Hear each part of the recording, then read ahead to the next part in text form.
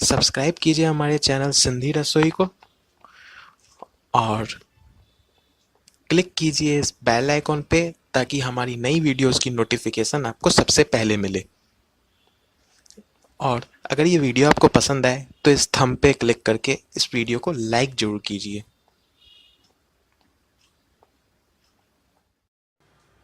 Hello friends, welcome to my channel. मेरे channel Sindhi Rasoi में आप सबका बहुत बहुत स्वागत है। आज मैं आपको सोया आलू कटलेट्स कैसे बनते हैं ये बनाना सिखाऊंगी। इसके लिए दोस्तों हमें किन किन चीज़ों की आवश्यकता है ये आप देख लें।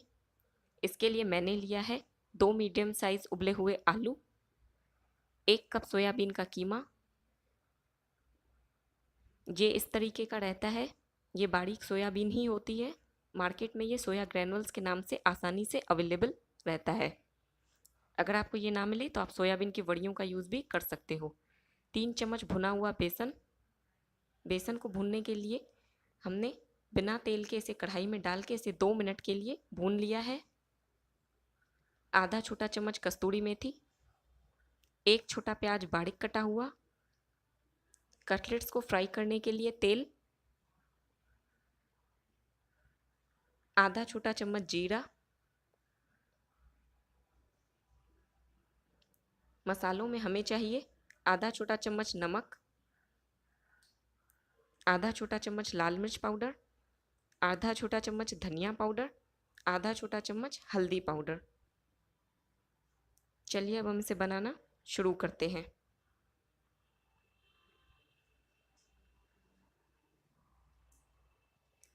इसके लिए सबसे पहले आप एक बाउल में गर्म पानी ले लें। इसमें आप सोयाबीन का कीमा डाल के इसे 10 मिनट के लिए अलग रख दें ताकि ये अच्छे तरीके से फूल जाए। अगर आपको ये नहीं मिलता है तो आप सोयाबीन की वड़ियों को भी 1 घंटे के लिए गर्म पानी में भिगो दो और उसे अच्छे तरीके से हाथों से निचोड़ के मिक्सर ग्राइंडर में दरदरा पीस लो। उसका भी यूज़ आप कटलेट्स बनाने में कर सकते हो। देखिए फ्रेंड्स, 10 मिनट हो चुके हैं और हमारा सोयाबीन का कीमा अच्छे तरीके से फूल गया है। ये बिल्कुल ऐसा ही हो जाएगा 10 मिनट के बाद। देख लीजिए ये कितने बढ़िया तरीके से फूल गया है। मैंने इसका पानी निकाल लिया है। अब मैं एक दूसरे बाउल में उबले हुए आलूओं को अच्छे तरीके से हाथों से मैश करूँगी। ये देखिए,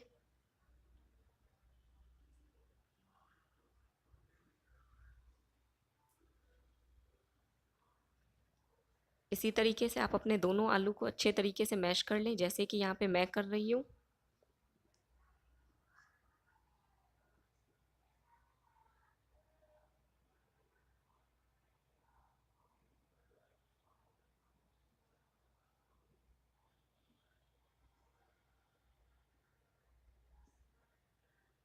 देखिए फ्रेंड्स, मेरा आलू अच्छे तरीके से मैश हो चुका है।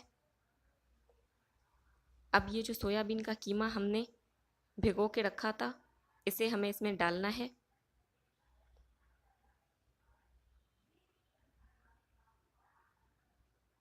इसे आप अच्छे तरीके से अपने हाथों से दबा के इसका पानी निचोड़ लें और फिर इसमें डालें। देखिए दोस्तों, इसी तरीके से आप भी अपने हाथों से अच्छे तरीके से दबाते हुए इसका पानी निचोड़ लें और फिर अपने मैश किए हुए आलू में इस कीमे को डालते जाएं। इसी तरीके से आपको अपना सारा कीमा आलू में डाल देना है। और अगर आप सोयाबीन की वड़ियों का यूज़ करते हो तो जैसे मैंने बताया था, आप उसे मिक्सर ग्राइंडर में भिगोने के बाद दरदरा पीस लोगे और उसे भी इस तरीके से आलू में डाल दोगे।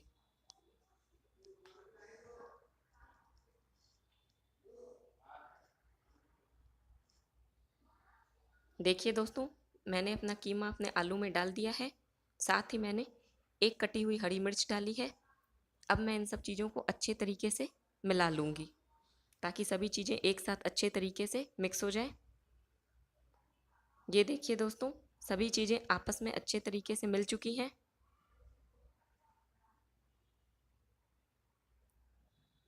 अब हम इसे अलग रख देंगे। तब तक हम अपने प्याज का मिक्सचर तैयार कर लेंगे। इसके लिए आप एक कढ़ाई गर्म होने रख दें। इसमें आप सबसे पहले कस्तूरी मेथी डालें। यहाँ पे मैंने आधा छोटा चम्मच कस्तूरी मेथी डाली है। इसे आप 1 मिनट के लिए हल्का सा क्रिस्पी होने तक भून लें। ध्यान रहे फ्रेंड्स, हमें इसका कलर चेंज नहीं करना है, सिर्फ इसे क्रिस्पी करना है।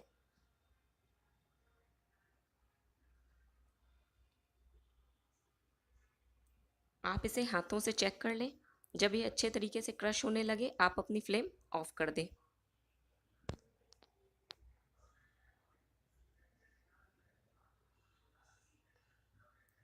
ये देखिए दोस्तों, ये कितने आसानी से क्रश हो जा रही है। अब मैंने अपनी फ्लेम को ऑफ कर दिया है। इसे मैं निकाल के अलग रख लूँगी। वापस से आप अपनी कढ़ाई को गर्म होने रखें।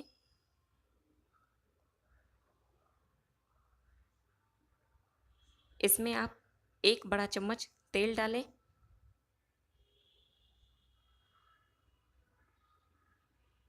जब आपका तेल अच्छे तरीके से गर्म हो जाए, तब आप इसमें आधा छोटा चम्मच जीरा डालें।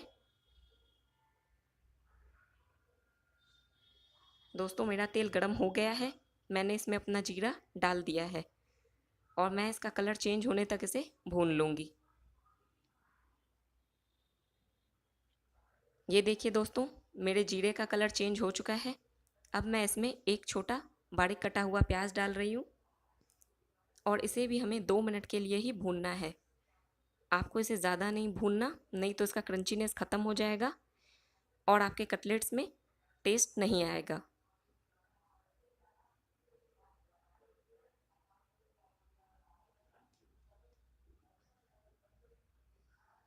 फ्रेंड्स, 2 मिनट हो चुके हैं। अब मैं इसमें अपने सभी मसाले डालूंगी। सबसे पहले मैंने आधा छोटा चम्मच नमक डाला है, हल्दी पाउडर आधा छोटा चम्मच धनिया पाउडर और आधा छोटा चम्मच लाल मिर्च पाउडर। इन सभी चीज़ों को आपको अच्छे तरीके से मिला लेना है, सिर्फ 30 सेकंड्स के लिए, नहीं तो आपका मसाला जल जाएगा। मैंने सभी चीज़ों को अच्छे तरीके से मिला लिया है। अब जो हमने कस्तूरी मेथी को सेका था, उसे मैं क्रश करके इसमें डालूंगी। ये देखिए दोस्तों, इसी तरीके से आप अपने हाथों से इसे क्रश करके डालें और सभी चीज़ों को आप अच्छे तरीके से एक बार मिला लें। अब मैं फ्लेम ऑफ कर दूंगी। मेरा मिक्सचर बनके तैयार है। इस मिक्सचर को मैं अपने आलू और सोया वाले मिक्सचर में डाल रही हूँ।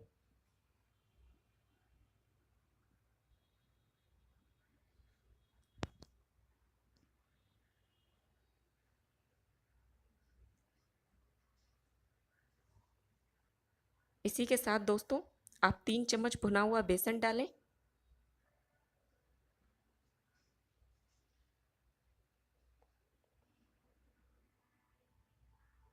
और इन सभी चीज़ों को अच्छे तरीके से मिला लें ताकि सभी चीज़ें आपस में अच्छे तरीके से मिक्स हो जाए। ये देखिए दोस्तों, मैंने सभी चीज़ों को मिला लिया है। हमारा मिक्सचर बनके तैयार है। अब मैं कटलेट्स बनाऊंगी।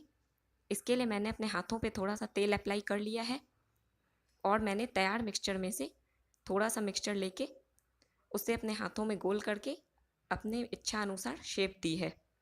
साइज़ और शेप आप अपने अकॉर्डिंग दे दो। देखिए दोस्तों, मैं किस तरीके से कटलेट्स बना रही हूँ।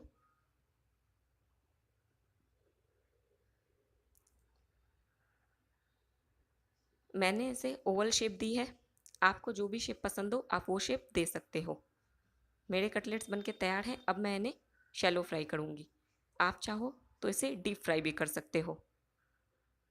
यहाँ पे मैं शैलो फ्राई करने के लिए 8 से 9 बड़े चम्मच तेल गरम होने रखूँगी।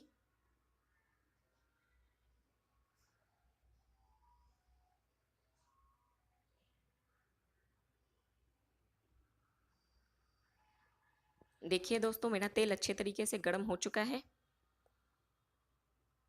अब मैं इसमें अपने कटलेट्स डालती जाऊंगी और इन्हें हमें दोनों तरफ से गोल्डन होने तक शैलो फ्राई करना है। आप इसे मीडियम फ्लेम पे ही शैलो फ्राई करें और अगर आप डीप फ्राई कर रहे हो तो इसे फुल फ्लेम पे करो।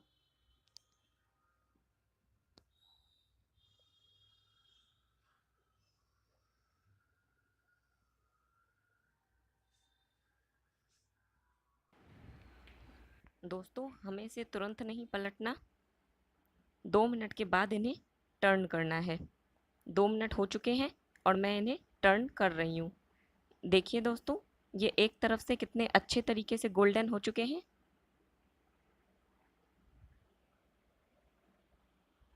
मैं इन्हें मीडियम फ्लेम पे ही फ्राई कर रही हूँ।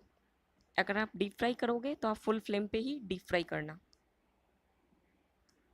इसी तरीके से हमें दोनों तरफ से इन्हें गोल्डन करना है।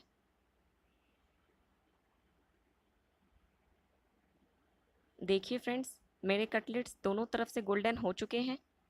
अब मैं इन्हें टिश्यू पेपर पे निकाल के सर्व करूँगी।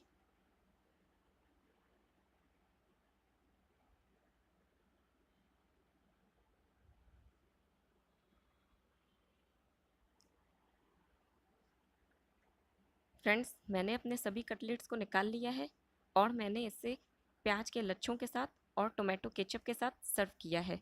आप अपने पसंद की किसी भी चटनी के साथ इन्हें सर्व कर सकते हो। ये बहुत ही टेस्टी लगते हैं। अगर आपको मेरी वीडियो पसंद आए तो मेरे चैनल को सब्सक्राइब करें, मेरे वीडियो को लाइक और शेयर ज़रूर करें। Thank you once again.